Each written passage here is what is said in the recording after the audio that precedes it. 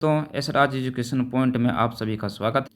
पिछले वीडियो में हम लोगों ने मुगल साम्राज्य की स्थापना तथा मौर्य वंश के अंतर्गत चंद्रगुप्त मौर्य के बारे में पढ़ा था। आज हम लोग मौर्य वंश के अंतर्गत अशोक के बारे में पढ़ेंगे। तो दोस्तों, वीडियो को देखने से पहले लाइक एवं शेयर करें तथा वीडियो के नीचे दिए गए बेल आइकन पर क्लिक करना ना भूलें। यह वीडियो जेएसएससी द्वारा आयोजित स्नातक स्तरीय शिक्षक प्रतियोगिता परीक्षा एवं सहायक आचार्य प्रतियोगिता परीक्षा की दृष्टि से इतिहास विषय के लिए बहुत ही महत्वपूर्ण है। आज हम लोग भाग 1 लेसन 2 मौर्य वंश के अंतर्गत अशोक के बारे में जानेंगे। प्रश्न की ओर चलते हैं। मौर्य वंश अशोक का कार्यकाल माना जाता है 269 ईसा पूर्व से लेकर 232 ईसा पूर्व तक। अशोक अपने लगभग 99 भाइयों को मारकर कहाँ की राजगद्दी पर बैठा था? मगध की राजगद्दी पे। राज्याभिषेक के समय अशोक कहाँ का राज्यपाल था? अवंती उज्जैन का। किस अभिलेख में अशोक का नाम अशोक मिलता है? मास्की एवं गुर्जरा अभिलेख में। पुराणों में अशोक को क्या कहा गया है? अशोकवर्धन। अशोक अपने राज्याभिषेक के 8वें वर्ष किसको जीता था? कलिंग को 261 ईसा पूर्व में। कौन सा युद्ध अशोक राज्यारोहण के बाद का प्रथम एवं अंतिम युद्ध था? कलिंग युद्ध।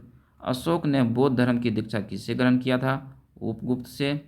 दिव्य अवदान में अशोक की माता का नाम क्या बताया है? शुभद्रांगी, जो चंपा की एक ब्राह्मण कन्या थी। अशोक की माता का एक अन्य नाम भी बताया है, धर्मा। अशोक ने श्रीलंका भेजा था महेंद्र एवं संघमित्रा को। भारत का सर्वप्रथम अभिलेख मिलता है अशोक का अभिलेख। अशोक अभिलेख का सबसे पहले पता किसने लगाया था?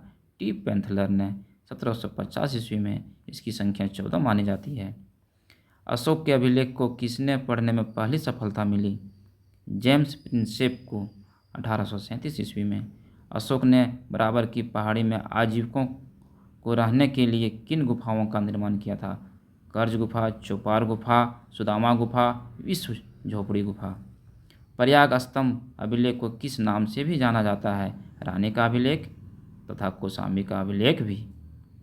अशोक के किस शिलालेख में यह कहा गया है कि सभी मनुष्य मेरे संतान हैं? तो प्रथम पृथक शिलालेख में कहा गया है। अशोक ने किस लिपि का प्रयोग किया था? तो इन्होंने 4 लिपि का प्रयोग किया था, जो ब्राह्मी, खरोष्टी, ग्रीक और अरमाइक थे। अशोक के अभिलेख को कितने भागों में बांटा गया है?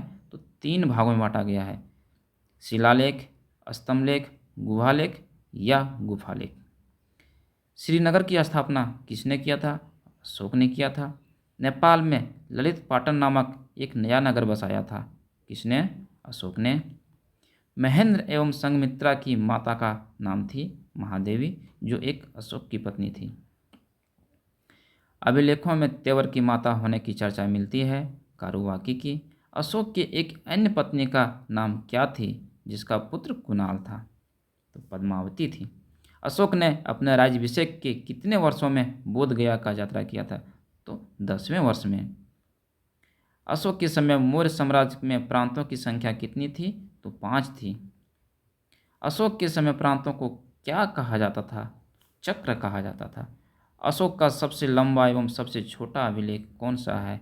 7वां अभिलेख सबसे लंबा है एवं स्तंभ अभिलेख रूमीदेई सबसे छोटा अभिलेख है। 4 सिंह वाला मूर्ति अशोक स्तंभ कहाँ से प्राप्त हुआ है? सारनाथ से हुआ है, जो मध्य प्रदेश में है। मौर्य काल के समय राजकीय भूमि को कहा जाता था सीता।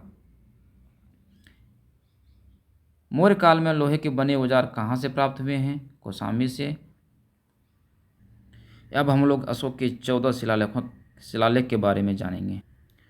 पहला शिलालेख, इसमें पशु बलि की निंदा की गई है। दूसरा शिलालेख, इसमें अशोक ने मनुष्य एवं पशु दोनों की चिकित्सा व्यवस्था की गई है। तीसरा शिलालेख, इसमें राजकीय अधिकारी को यह आदेश दिया गया है कि वह प्रत्येक 5 वर्ष के उपरांत क्षेत्र दौरे पर जाएं। चौथा शिलालेख, इस अभिलेख में भेरी घोष की जगह धर्म घोष की घोषणा की गई है। 5वां शिलालेख, इसमें धर्म महामात्रों की नियुक्ति के विषय में जानकारी मिलती है।